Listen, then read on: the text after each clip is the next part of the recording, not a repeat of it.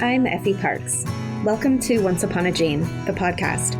This is a place I created for us to connect and share the stories of our not-so-typical lives.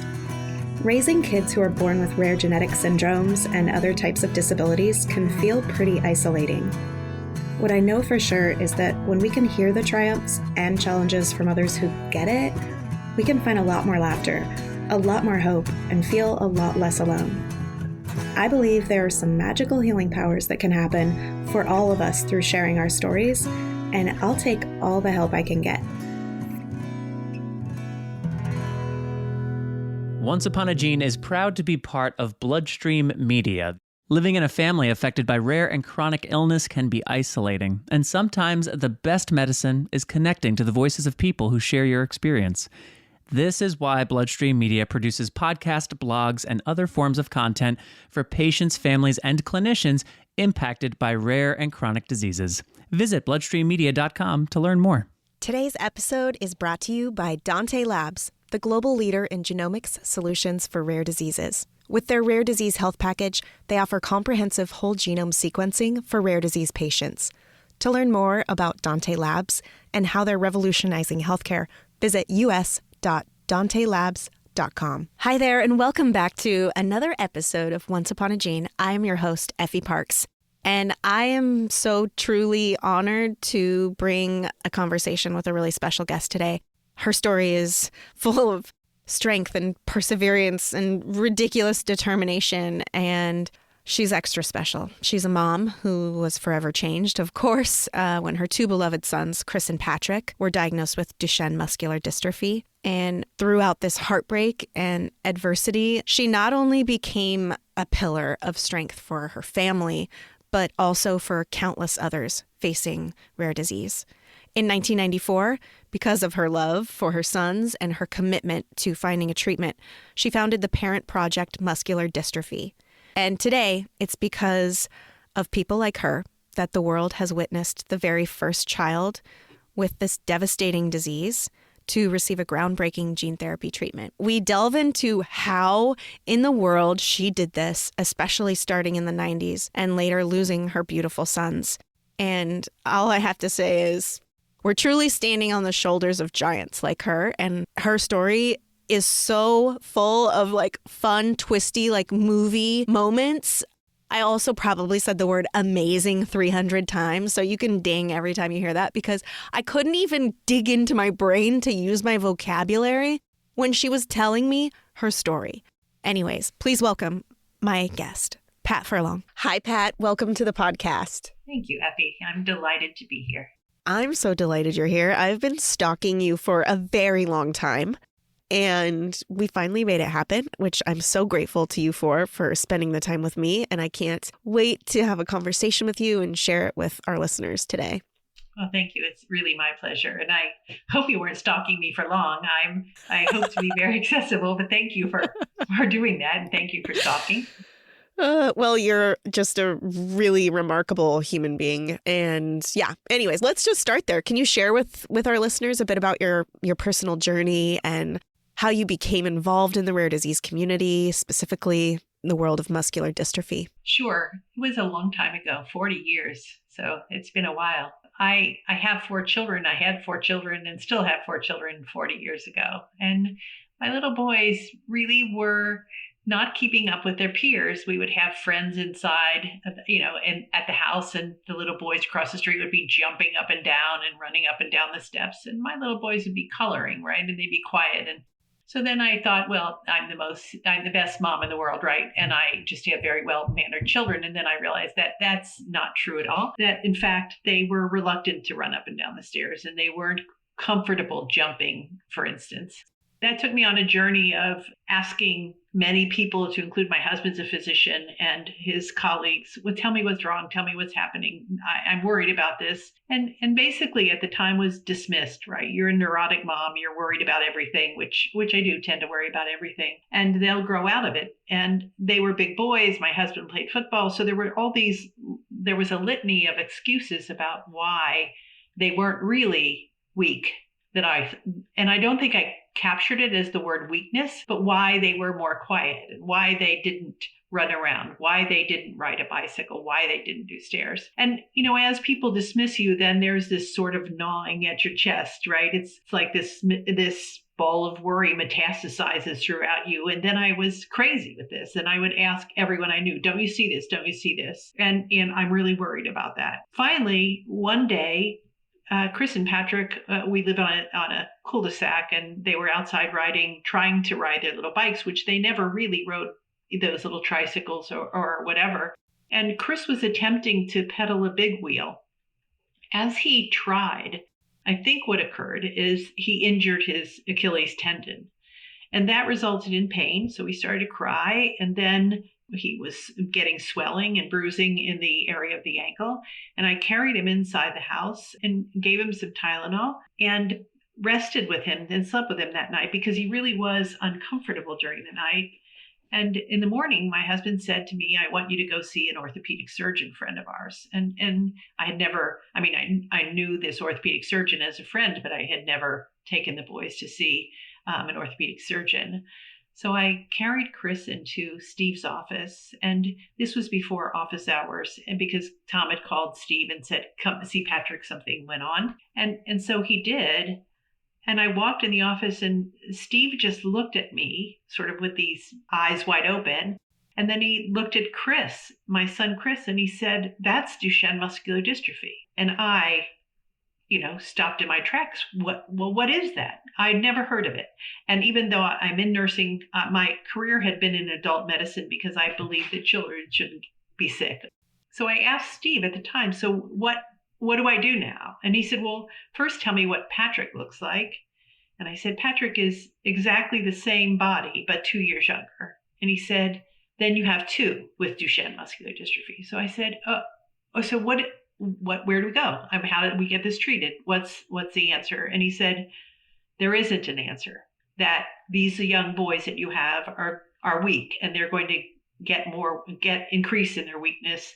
They're going to stop walking probably early by 8 or 9 years old. They won't lift their hand to their mouth by the time they're teenagers, and they'll be dead before they reach the age of 20. So that's a lot. I remember then he drew blood. He said, we're going to do this one test, which turns out to a CK test. And he said, it will be dramatically abnormal. So he drew the blood, sent it off to the hospital. And I live in Middletown, Ohio, which is a very small town. So went over to the hospital.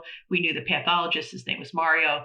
And I called Mario every, I think, 5 minutes. What's the answer here? What are we looking at? What's normal? What are we expecting? And Mario kept saying, I don't know. So finally, I went over to the hospital into the pathology lab and said, okay, I need the answer to this. I want to know if this is abnormal, and I want to know how abnormal it is. And he said, I actually do not have the answer. And I said, why? Because your machine is not calibrated to get this high of an answer. And he said, exactly. We don't have the capability. The normal of this test is 0 to 200. And I'm guessing this is in the thousands. And so it turned out with the injury that Christopher had, it was 72,000.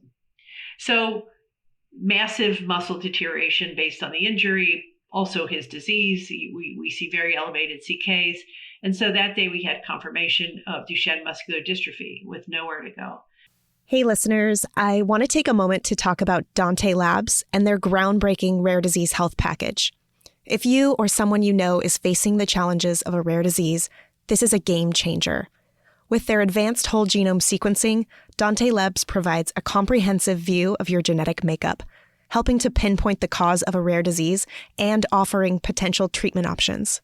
Dante Labs understands that time is of the essence for rare disease patients. That's why their results are available within weeks, not months. Plus, their pre- and post-specialist consultations offer invaluable support throughout your diagnostic journey. So, if you're seeking answers and support for rare disease, turn to the experts at Dante Labs. Visit us.dantelabs.com to explore the rare disease health package and take charge of your health today. I began a worldwide search. At the time, there was no internet, so I had to order publications about this disease, which took 2 weeks to get. And then I would sit up and read them all night and sob about there is nothing to do. And I then took the boys down to Cincinnati Children's Hospital for a definitive diagnosis, which was silly.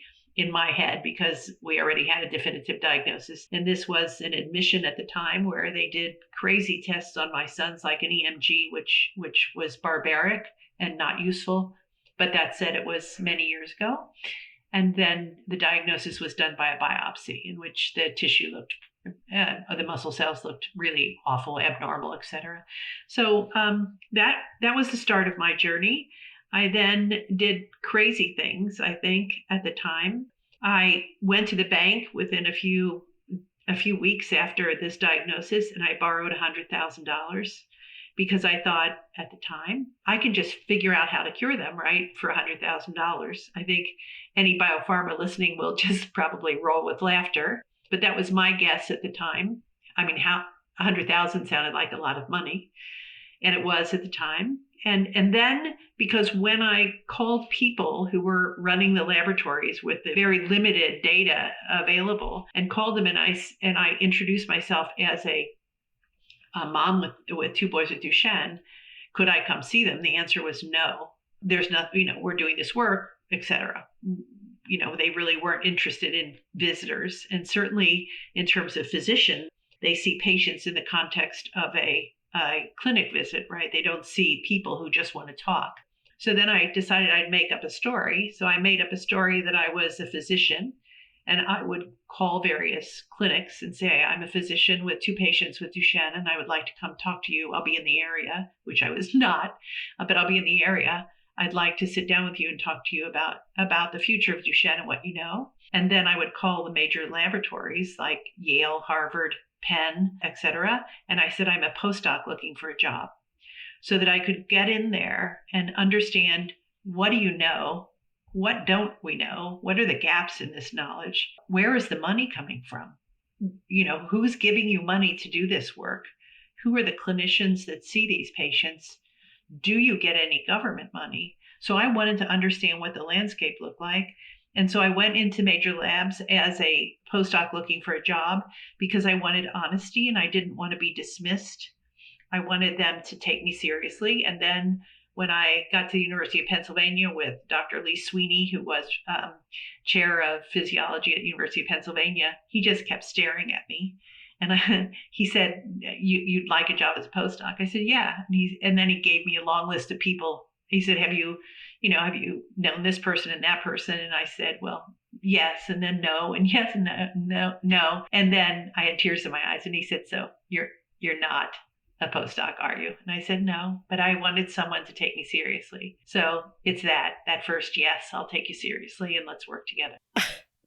Pat, how come I didn't know this awesome part of your story? This is like some Aaron Brockovich, like who's playing you in a movie kind of mom detective story. Yeah, hardly a movie, but you do what you can do, right? And I remember being called desperate and crazy, and I thought, that's a compliment. I treasure my children for as long as I can have them and forever. What can I do to get real facts that I could understand and that I could utilize to try to do whatever little I could do to move things forward? Because at the end of the day, I am still crushed knowing that parents like you, like our parents in Duchenne and other rare diseases, sit in that same exam room all alone to hear someone deliver a message that says this is going to be a very difficult road ahead and you might lose your child. I will say to you, I struggle with that every single day when I hear it. I want it changed. I want a diagnosis, newborn screening. I want us to diagnose, and I want a path forward to treatment for every rare disease. And I can't even imagine, as I say, I go back to my thought, children shouldn't be sick. They should reach their dreams, right? And I think that's why we're on this earth, to make that happen. Yes, my hand is in the air. Oh my gosh. May every rare disease parent be desperate and crazy. Yeah, I think it is an honor to be desperate and crazy. I think about you in the exam room all those years ago, getting told that information. And unfortunately, a lot of us are still being delivered the message just like that, which is frustrating. And I know it's not happening all the time, but it does still happen. So thank you for still dedicating yourself to help create that change. And then I think about you being dismissed for so long, right? Because it wasn't so visible in the first couple years. And there's no internet. Are you kidding me? And you're ordering books and pretending to be a postdoc and getting a loan. I mean, Pat, that is some serious serious badassery. It is badassery, but you know what? Children are worth any badassery you want to do. And I think as long as it drives toward a goal, I wanted information. I wanted information that I could use, that I could figure out what is the next step, right? Where do we go next? You know, when you were talking in the beginning and you said nobody even knew anything about it and you had never heard of it, I credit people like you to that, because I hear, even before my son Ford was born, if I heard muscular dystrophy, I knew what it was. It was kind of like cystic fibrosis, right? Like most regular people walking among us kind of know what those things are. And it's because of work that you've done. Parent Project Muscular Dystrophy is one of the most, it's the leading organization in the rare disease space for sure. Tell us about the origins of you starting that after you sat in that room and they eyed you as, not being honest about being a postdoc. What were your next steps and how did that evolve? Well, when I was found out, and I think people were beginning to find out, because it turns out everyone talks. They probably really talked on the phone, right? Some crazy woman shows up at their office. So what happened next is kind of a funny thing. I had also met Eric Hoffman, who was in the lab of Louis Kunkel when the gene was cloned. And Eric is credited with the identification of the protein dystrophin. So a really bright guy. And he was at the University of Pittsburgh. So I was speaking with him, and he already knew who I was by this time. And I said, I want all the people to get together. I want all of these investigators that I've spoken to get together. And I had been also in parallel looking at, are there treatments for my sons? And again, we don't have enough evidence. We didn't have enough, but you go with what you had. And there was a person doing myoblast transfer stem cells suggested to work in Memphis, Tennessee. And I was there with my sons because I wanted to know, does it work? And Eric had written me a letter and said, it doesn't work. And I wrote him a letter back and said, I know you scientifically are probably like 1,000 miles ahead of me, but I want to know as his mother that this doesn't work. And I'm going to stay here until I learn that. And then he wrote me another letter and told me I was crazy. And I said, that's fine. It's fine. I've got to learn here. So then I met with Eric and said, I want to get all these people together. And I want to have a meeting with all of them so that I can understand what is a good next step. And he said, no one will come to the meeting because you're crazy. And I said, okay, what would get them to come to a meeting? So he said, what's somebody important coming? You'd have to have a hook. So on his desk was Time magazine. And this was 1994. Time magazine, on the front of Time was Michael Blaise and French Anderson. Michael Blaise and French Anderson were the first two people, physicians, PhDs, to do a gene therapy protocol in this severe combined immune deficiency disease, the bubble kids, the kids with no immune system. So on the front of Time magazine, on his desk, is this photograph. And I said, oh, they're coming. And he said to me, they're not coming. I said, no, I promise they're coming. Let's have a meeting. They'll be there. And it turns out that I had met a family which has an advocacy group called Defeat Duchenne in Canada. And I called them and said, let's have a meeting. Let's do it. Can we do it in Canada? Because frankly, they had more access to venues than I did. And they said, yes. So together, we had this meeting. And Eric said, no one will come unless somebody important comes. So you might imagine what I did. I flew out to University of Southern California in Pasadena. And I sat outside the office of French Anderson till he walked out the door that day. And I said to him, I have lied about you and I need your help desperately. And he looked at me. I think he was, because I'm very tall and he's not, I think he was a little terrified of me. And so I said, here's what I need. I need 1 day of your time. I will pay you whatever it costs, thinking I hope it doesn't cost a whole lot. I will fly you to Canada. I want you to start this meeting because if you come, they'll come. And he said, okay. So at Robarts Research Institute in Canada, we held our first meeting. There were 35 scientists there and me like flattened against the wall because French Anderson walked up through this crowd and said, oh, I can cure this in 18 months. I honestly thought that would start the biggest fight ever because you saw Eric Hoffman was there. I thought his jugulars would fall apart. He was so red. And they were saying, no. This is not even possible because the disease isn't well characterized. We don't know anything about care. There are no standards of care. We don't have any data on any patients. And there's very little money here. The money is done by some small foundations or families, but there's little to no NIH money invested here. There's no federal money that cares about this rare disease. That was my business plan. So good enough. And then they said there have to be centers of excellence where a critical mass of people focused in on doing a particular approach, such as downstream, what happens because this protein dystrophin is missing, or replacing dystrophin itself through a gene therapy or cell therapy.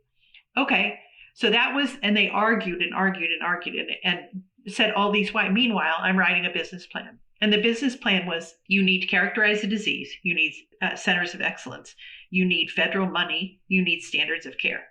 So that was very simple sort of translation of what I wrote down that day.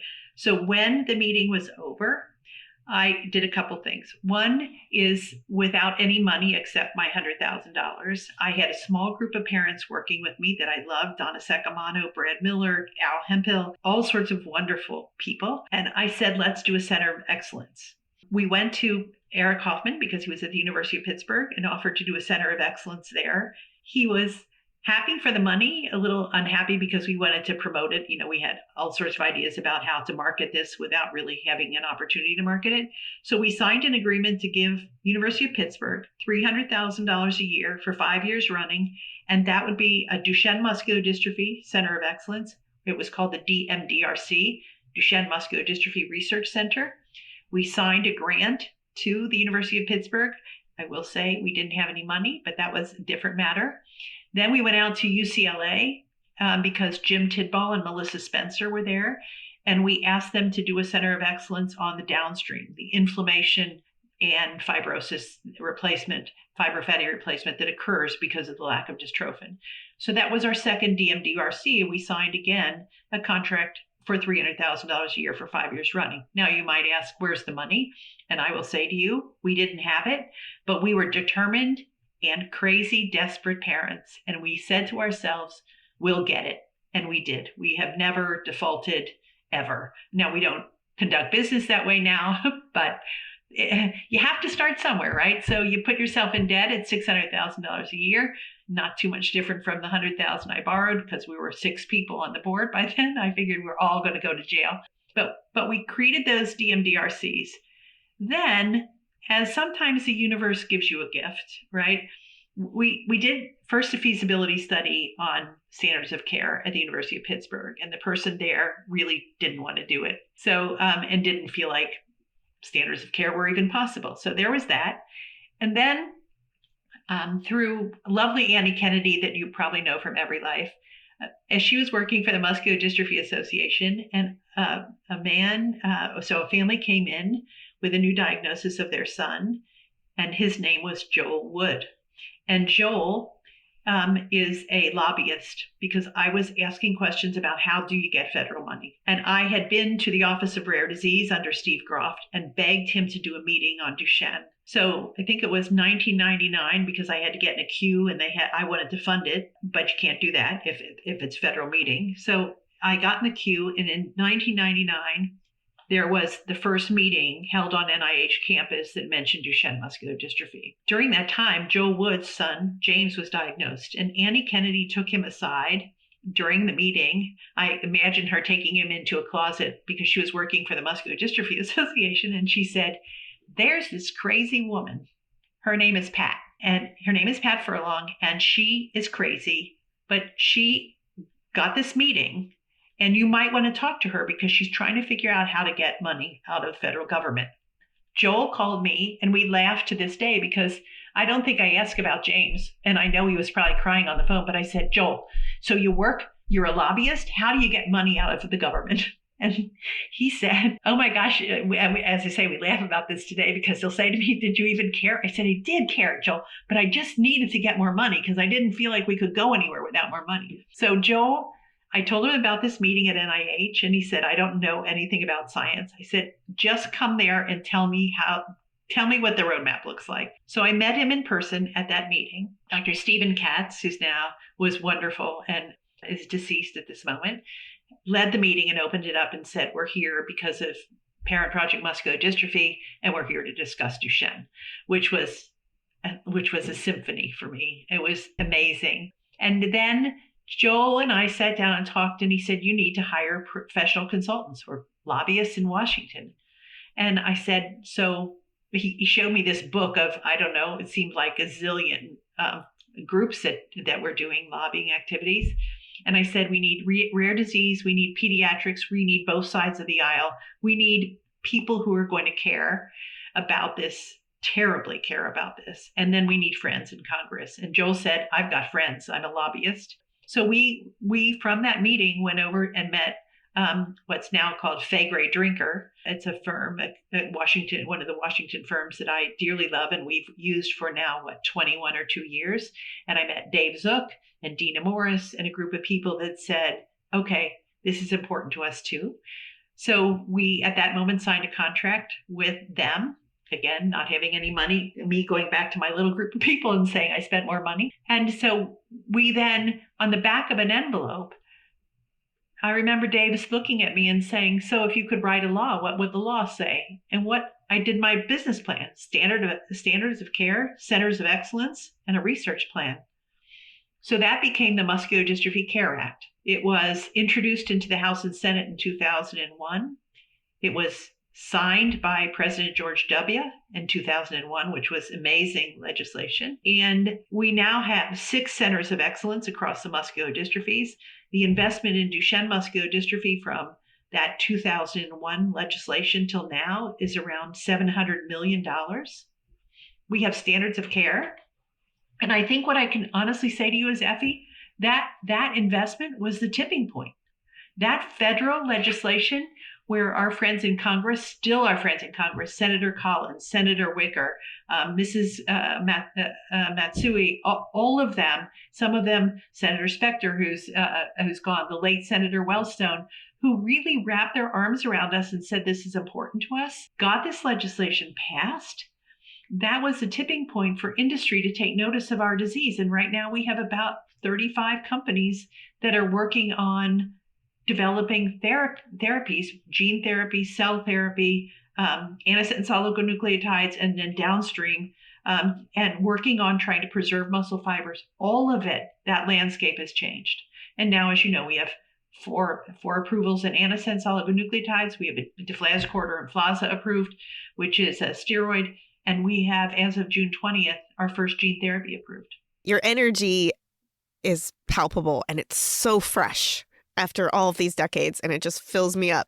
A shout out to Annie Kennedy for her steadfast dedication to the rare community. You totally give me Amber Freed vibes with Stalking Mr. French. I love that story so much, and I feel like that needed a moment of silence for the incredible moment that was, and what you did, and how he listened. How what you did is now almost just a standard procedure now, right? It has become standard. Yeah, it has. You procedurized it, or whatever the word is right there that I can't grasp. But you set a framework for families to do this quicker and to do this faster and to do this with less pain and with less dismissal and with less crazy talk, maybe. And it's just really, really incredible. I'm just going to take a note. Find out how to nominate Pat for Nobel Peace Prize someday. Oh, you're so funny. Man, Christopher and Patrick have been on my mind for several months, especially after, the exciting news, the recent news with the FDA approval that we'll talk about. But something else just has really, really stuck with me. And I can't remember who told you this, but after Christopher and Patrick passed away, maybe it would have been so normal and accepted and understandable for a parent to just settle into that, right? And to know that they did everything they could and to take that time to grieve and to take a break. And you didn't. And your friend also said something really profound. And he said, don't give up. This can be your get even strategy. And I wonder, was that the sentence that you needed to hear? Did that sort of change the landscape of you maybe stopping and taking a break and, going about your life? So it's funny, when the boys died, there were I guess, to be sort of maybe a crazy statement, if you lose someone you love, right, there's a lot of activity around that loss. And then the saying goodbye to that individual. And in our case, it was 2 boys. And then my mom was wonderful. She'd say, and then the lasagna stops, right? People don't stop by, don't bring the lasagna, don't call. And that's when the loneliness, I think, is so profound, right? Because in the busyness of the loss and the people coming by, you're busy, you don't have a moment. And then there's that alone time that you are all by yourself in pain. And you don't know what to do with it, right? There's pain and there's anger and there's grief, which I think is different from pain. And frustration at a medical community. I mean, I'm part of the medical community that was my early career, whole organ transplantation and renal dialysis and ICU and CCU, where patients came to our unit and they, not all, but some of them lived, which is pretty amazing. Some of the things and some of the kinds of diagnoses we had in our ICUs, and they lived, right? Small miracles. And then you're alone. And I remember being very alone. And we have a high school track that isn't far from my house. So I usually walk up to the track and walk around, because then I don't have to worry that a car's going to run over me because I'm not paying attention. And so I walk around that track, and I remember just walking around and saying, where do I go from here? And just a few days after that, the lasagna had stopped. There was extraordinary quiet. My family, we couldn't look at each other because we were so sad. And it's like, if I talk to you about this, you'll cry, and I don't want you to cry. Well, we all should just cry because it hurts. And Lee called me and said, you know enough to move this if you want to try. And it could be a get even strategy. You could get even with something that hurt you so deeply. And at first I thought, you're crazy. Just like me. And I think I might have even said, you're crazy. And he said, yeah, so are you. And that was enough. And I thought, all right, if by something I do, one family has it slightly easier, then I'm good to go. Thank you for that. That was so beautiful. And I think so many people can resonate with that too, right? Like when the lasagna stops, even from a diagnosis to a death, there are so many points on the landscape of rare disease where the lasagna stops. Your dedication has certainly paid off, Pat. I mean, you've done a lot. And I mean, you are a giant, and everyone looks toward what you have done and what you all have done with muscular dystrophy. And now there's an FDA approval on the first gene therapy. I've been following that little boy who was dosed first, at least as far as I know, he was first. And I know there's been a couple more since. Can you share some of the insights into the emotions of getting that phone call and the experience when you heard that news? Well, I should say I've known Jerry Mendel for a very long time. I saw Jerry in my travels, and we actually had a big argument about steroids and the trials that they were running. I didn't want a trial. I didn't want a placebo. It's the universal thought, just give me something that works. And he said, you don't know if it works. And I said, I just want it to work. And so that led to a discussion about what you want and what is different, or can be very different. So I've known him for a long time. As I saw gene therapy, and I will say that Eric Hoffman 20 years, 30 years ago said, we'll just do gene therapy as if it would be easy. And I said, how easy will it be? And he just looked at me and said, well, maybe not as easy. So I'm here to say 30 years not as easy, but now we're here. As companies and people began this discussion around gene therapy, as I say, I'd known Jerry, and he's been a friend for a very long time. So with Lee Sweeney's help and discussion with my board and all of our wonderful people inside PPMD, we talked about the fact that people were talking about it, but it's slow, and slow doesn't work for me very well, not ever. And so Lee said, could we have a discussion with Jerry, and could we ask if he could do an investigator-initiated protocol to begin this and just jump-start it? And if we could jumpstart it, people might grumble that we're doing that, but it would jumpstart, and we could move from this. We're discussing and we're thinking and we're talking to this, that, and the FDA.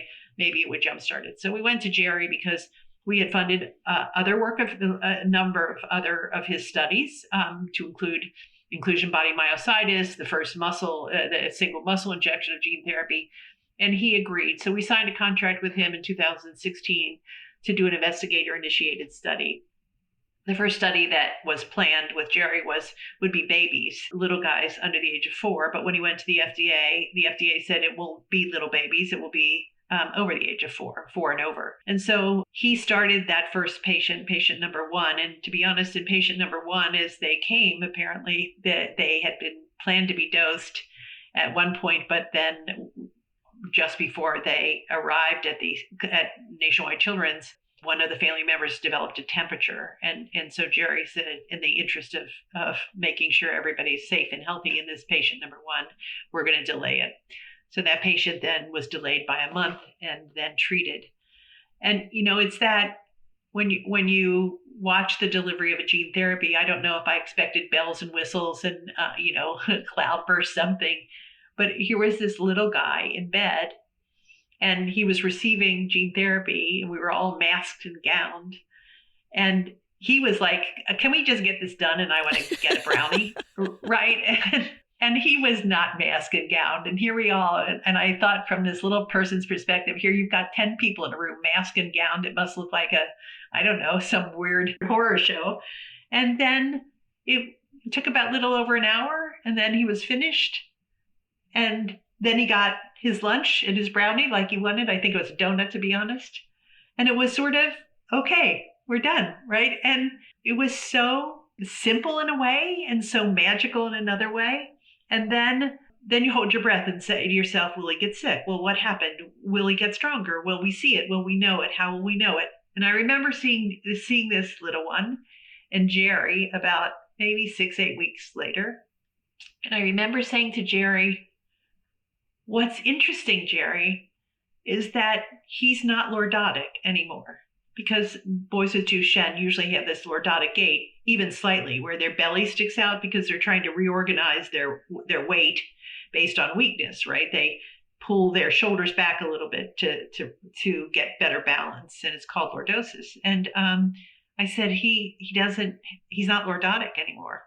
And Jerry looked at me and said, we're not discussing data from this study, not even your anecdotal data. And I said, okay.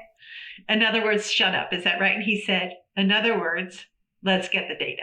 And we both were smiling and we couldn't stop smiling at each other because we knew something, it's like that something you knew that you can't say out loud right now.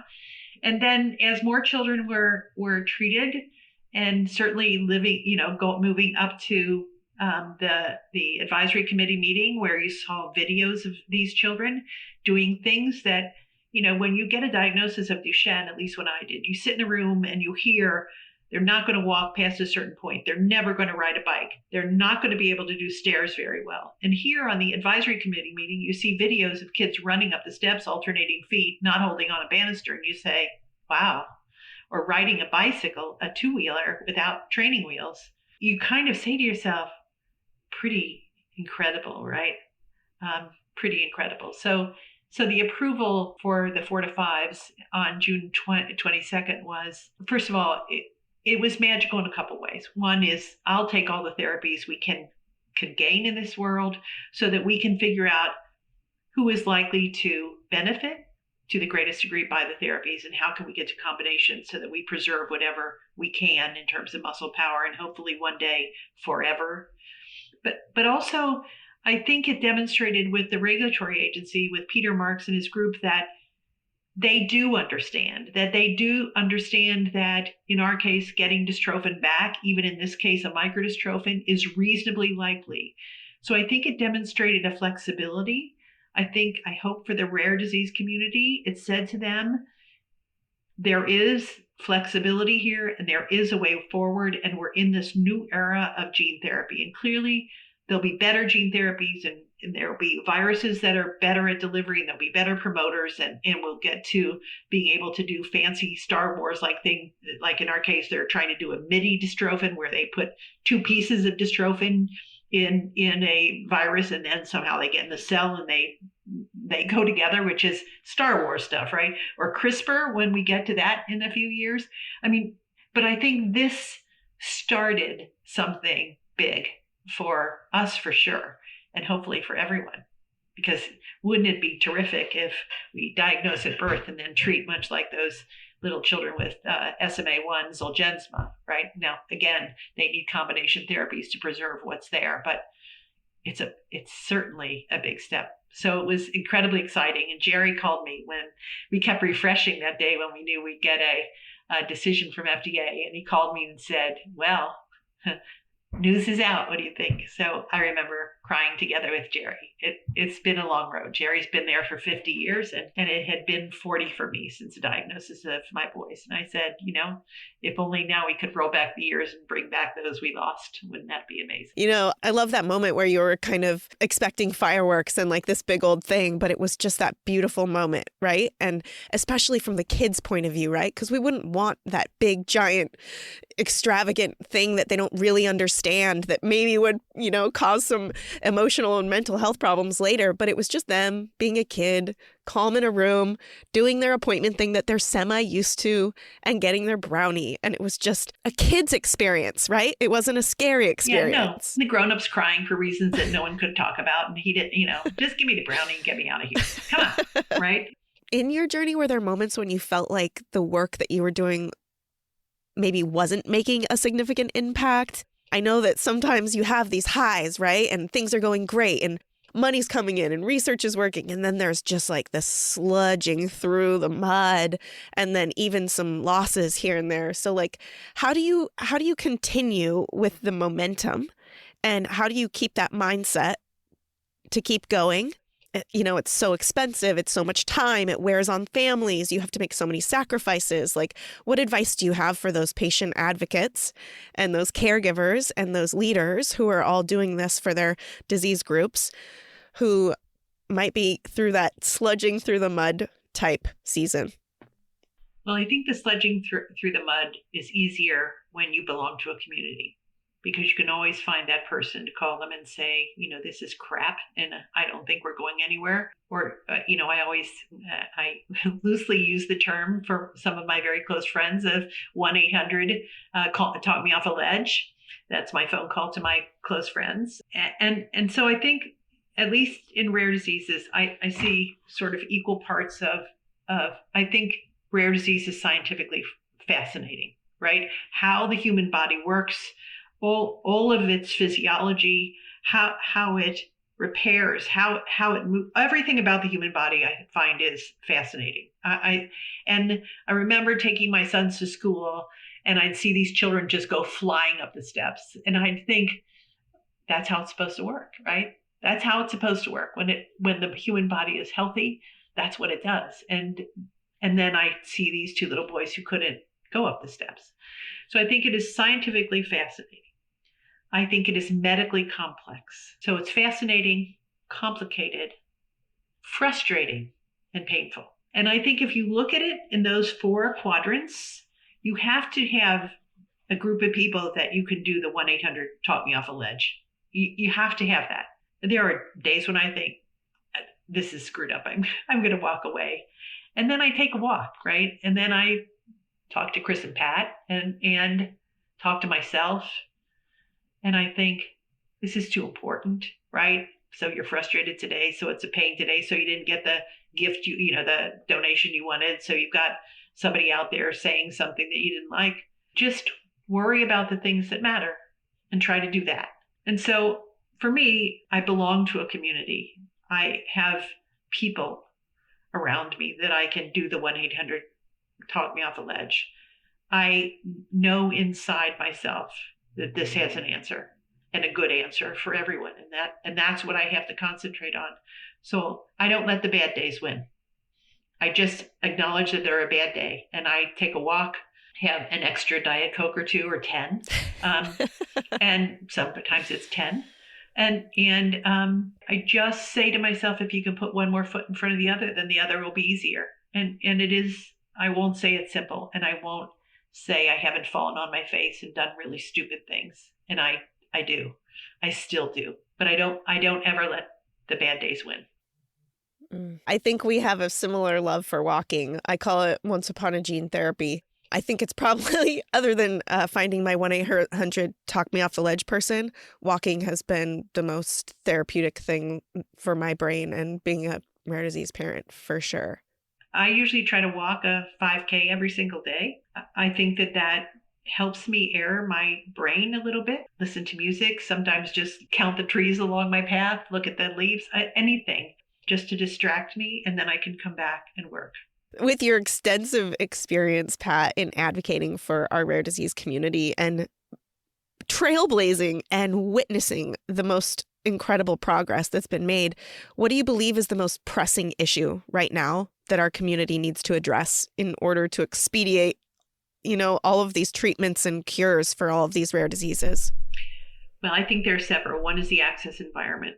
I think that these therapies that are going to be coming online are expensive. I think if we look at the amount of investment in rare disease, it certainly doesn't even get near what common diseases are costing. But I think we need to have an access environment that is willing to understand the rare disease component and doesn't, like in our disease, sometimes the insurers are looking for improvement when the reality is these patients and families will take, I think there's not a family that doesn't go to bed every night and pray to whoever they pray to and say, just stop the progression here, right? So stability is benefit. Stability is improvement in diseases where decline is the course of that disease. So I think that's one thing. We can't, in our case, we can't get muscle back where it's gone. So I think that's the first thing. I think another area that is huge is going to be combination therapies. It rolls off the tongue. We're going to need combination therapies for these patients to preserve whatever benefits they get from some of these therapies like gene therapy or antisense oligonucleotides. And we keep saying that, right? But if we're going to do therapies one at a time and we have to wait for an approval to get combination therapies, we have to collect the evidence as they're once safety is established. I think having master protocols and moving forward that look at these therapies to prove to patients, their families, prove to all of us that these therapies are synergistic or complementary, and to be able then to take that data to the insurers to say combination therapies are the way to halt disease progression in these diseases. So some of the pressing problems are the regulatory path, the access path, and how to get to combination therapies. And then the other thing is data sharing, right? Data that is siloed is not useful. Academic centers are siloing data so that they can use it in other circumstances or license the data. You have Critical Path Consortia, which is an amazing consortia, sharing data so that we can understand the contemporary natural history, so that we can understand protein signatures on these people that are maybe reasonably likely, because we don't have outcome measures in many rare diseases that are sufficiently sensitive. So if we could work with FDA and EMA and other regulatory agencies to say this protein signature or these biomarkers are reasonably likely to tell us that there's benefit here, we could go a long way faster. And faster is better. Man, time matters, and the meaningful outcomes to families are profound. I know every patient advocacy group leader and other listeners understood every single word that you said and understands the power of their skills and what they can do to help push that forward, or at least continue talking about it and pressing on the right people and the right stakeholders. What about the mom right now who has 3 kids at home and had to quit her job, and her husband's at work and she's taking care of these kids? How can she be a part of that transformation? What can she do once a day to contribute to something big like that when she doesn't feel equipped? How do you take the intimidation factor out of it? I think there is that intimidation factor. I think a couple things. One is the one thing that everyone can do that lives in the United States, or probably in any other country, is call their congressional representative or see them when they're in town, right? You can call whoever's office, senator or congressman, and tell them who you are and what matters to you. You can do that every day. And I don't think that's a call you make one time and say, hi, I'm Pat Furlong and I, Senator, whoever, I think this is important. You call them, this is like dating. You're going to call them and say who you are. You're going to call them and say what the diagnosis that you care about, the person you care about. You're going to tell them the story, because your story matters, right? It makes a difference to everyone who hears it. And then That person may be a staffer and say, I'll relay your message to the congressman. I would call 2 weeks later and say, I'm calling back. Wondered if you had a moment to talk to the congressman about our family, about his or her interest in this rare disease. I would make a relationship. I would then get the email. I'd send them an email and say, like on September 29th of this year, my son Chris will be gone 28 years, right? I would call them and say, today my son has been diagnosed 10 years ago. We're gone 28, 29 years. And this matters to me that you're interested in Duchenne muscular dystrophy. So what you can do from your home computer, or your phone for that matter, is call those representatives and tell them it matters. You can call them and say, I'm trying to get into clinical trial. What you want to do is create that relationship. I can tell you Senator Roger Wicker, Senator Collins out of Maine, is very comfortable, and many other people in Congress have really wonderful relationships with families so that they know each other. It goes both ways when you're dating, right? Tell me about your family. Have you ever seen this disease? Do you have any rare disease? Because sometimes you'll find somebody who has the same disease you're talking about, and then you have something. So the mom at home, having to quit her job, trying to make ends meet, can do that one thing, could call those people that represent her. Local government as well, right? The services that your state provides for you may not be very efficient. You can call them and say, listen, I tried to get on Medicaid and the list is, a waiting list of 2 years. How can that be when this need is so great? Call them 2 weeks later, because I think, first of all, you have to be respectful and kind. That goes a long way, but you can be persistent, and persistence pays. I think Ronald Reagan said, basically, just show up. So I think those calls, those messages when your congressman is in town, hey, I'm Pat, do you remember our phone calls? Well, if not, let me tell you the story all over again. You might have to tell your story 50 times and you might think, I cannot say these words again, but say them again. Tell the story again. The story that you tell matters and it will resonate. You just have to keep telling it until you find that hook, until you find that person that says yes. And I think you can do that from home. Yes, yes. And so many very important reminders of some themes that we've been talking about. Tell your story. Remember who you're talking to. They are just people, just like you. And your voice can change the world. And no matter what, we can all be persistent and crazy. Crazy matters. It's okay to be it's okay to be crazy, right? I think that there's not a human being on earth that's not crazy about something. Whether that's as simple, as my husband likes cars, can talk about them all day. I don't care, right? But we're all crazy about something, and that's fair. That's human beings. When you have a child that you get a diagnosis about, or even if you don't, you want your children to thrive. So you can do whatever that means, and you can be a little crazy to make them survive and thrive. I mean, if you had a teacher that wasn't, in your view, very good with your child, you might go see the teacher and say, hey, my son is struggling or my daughter is struggling, and here's why. How can we work through this? It's no different to call your congressman, your senator, your local government. In the face of the ultimate loss, you stayed and you persevered and you turned heartache into action over and over and over again. And this gene therapy is a beacon of hope for families everywhere. And your Get Even strategy has become a reality that is changing lives. And your sons, Patrick and Christopher, are so lucky to have had you as a mom. And the Duchenne community, oh my goodness, your advocacy, your legacy, I am so grateful for you. Thank you for everything that you've done to pave the way for families like ours. And you are just incredible. Thank you so much for being my guest. And I can't wait to meet you in person someday. We will meet in person, and thank you for inviting me, Effie. It's really been a pleasure. A special thank you to Dante Labs for sponsoring this episode of Once Upon a Gene. To learn more about Dante Labs and how they're revolutionizing healthcare, please visit us.dantelabs.com. I hope you've been enjoying this podcast. If you like what you hear, please share this show with your people, and please make sure to rate and review it on iTunes or wherever you get your podcasts. You can also head over to Instagram, Facebook, and Twitter to connect with me and stay updated on the show. If you're interested in sharing your story, or if you have anything you would like to contribute, please submit it to my website at effieparks.com. Thank you so much for listening to the show and for supporting me along the way. I appreciate y'all so much. I don't know what kind of day you're having, but if you need a little pick-me-up, Ford's got you.